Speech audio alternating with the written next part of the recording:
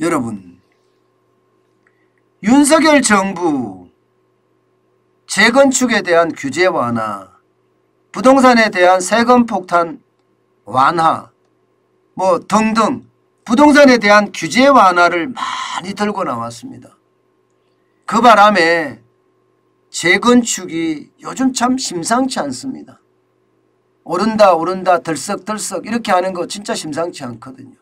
그런데 시장에서는요 이미 폭동조짐도 보인다 이런 얘기가 나오고 있습니다.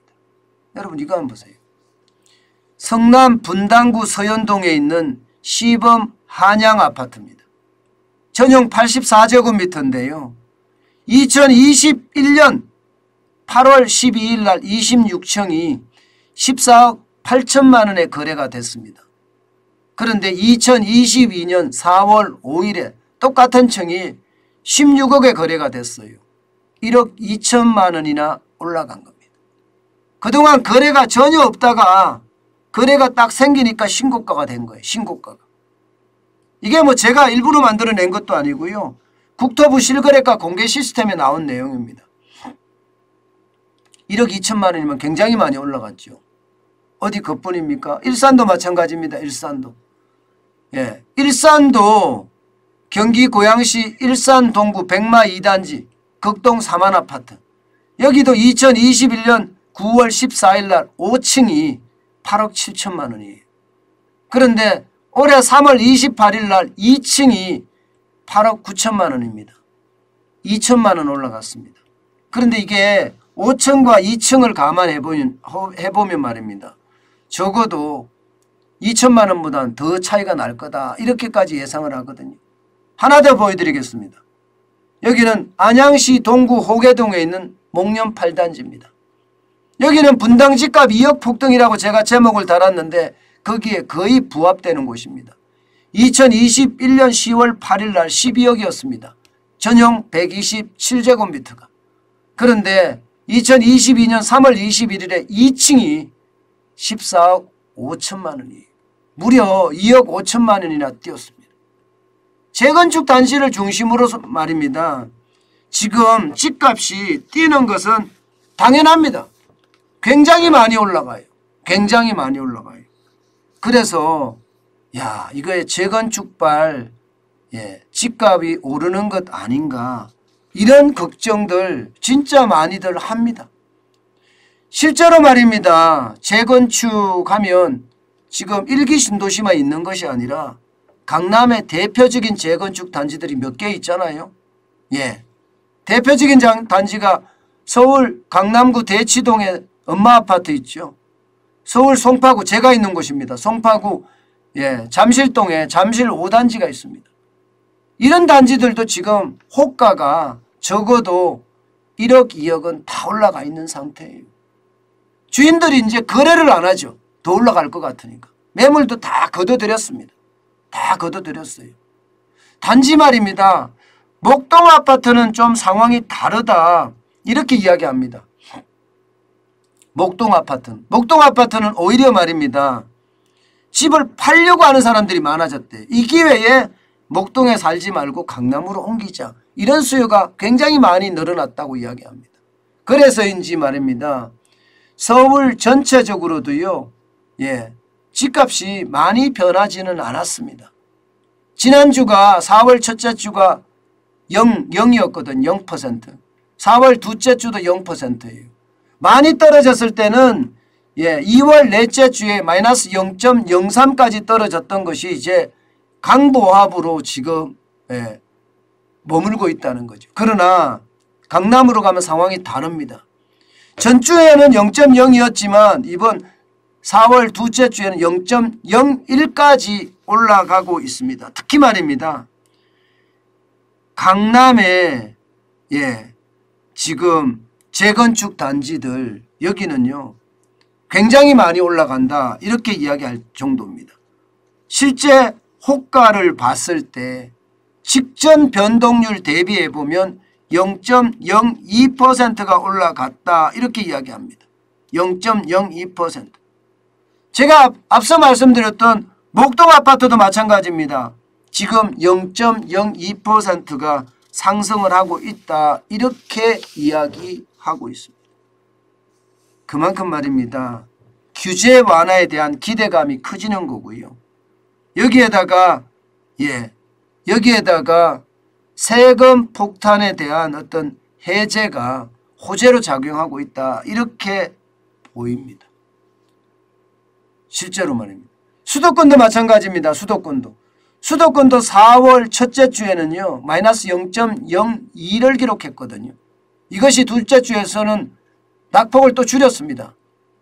마이너스 0.01까지 올라갔어요. 마이너스 0.01까지. 이것을 보면 말입니다. 서울에 이어서 수도권까지 집값의 어떤 그 변동이 확대되고 있다. 이렇게 느껴지는 부분이기는 해요.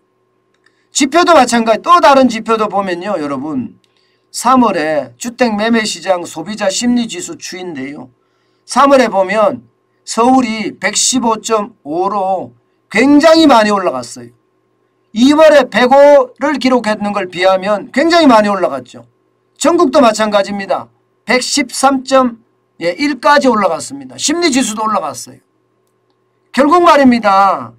시장의 심리라는 게 결국은 이게 심리가 바뀌면 실제가 일어나거든요.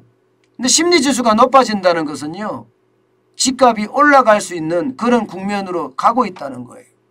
지금 서울 같은 경우는 115.5잖아요.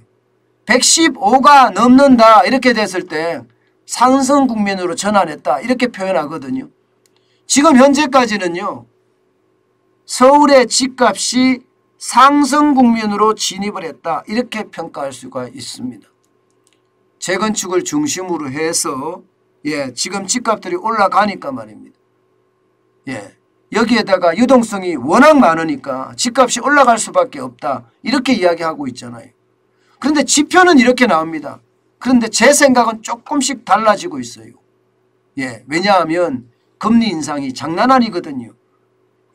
지금 기준금리가 1.5%까지 올랐습니다. 그러면 주택담보대출의 금리는요. 아마 지금은 6.3% 6.2% 이런데요. 변동금리가 아니라 고정금리가요. 그런데 0.25% 금리가 올랐으니까 아마 적어도 0.4% 이상 오를 거예요. 그러면 주택담보대출 고정금리가 7%에 육박할 겁니다. 7%에. 이게 5대 시중은행의 금리가 7%에 육박할 텐데 과연 여러분 무주택자가 이게 7%의 금리를 안으면서까지 집을 살까요? 저는 7%의 금리라면 분명히 저는 수요가 위축될 수밖에 없다고 생각을 해요. 게다가 기준금리가 1.5%에서 더 이상 안 오르면 모르겠지만 지금 미국의 금리는 계속해서 올린다고 이야기하잖아요. 올해 많게는요 3.5%까지 올린다는 그런 설까지 나오고 있습니다. 그렇게 되면 우리도 금리를 계속 올려야 될 텐데 과연 그렇게 금리를 올렸을 때 이게 가능할 건가? 수요가 계속 늘어날 건가? 이것은 한 번쯤 생각을 해봐야 됩니다.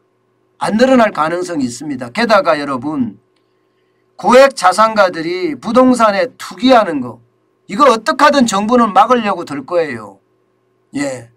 집 투기하는 것 말입니다. 특히 갭 투자나 이런 거는 어떤 식이든 정부가 막으려고 들 겁니다. 그러면 돈을 많이 갖고 있다고 하더라도 지금 집은 사지 마라 이렇게 되는 거잖아요.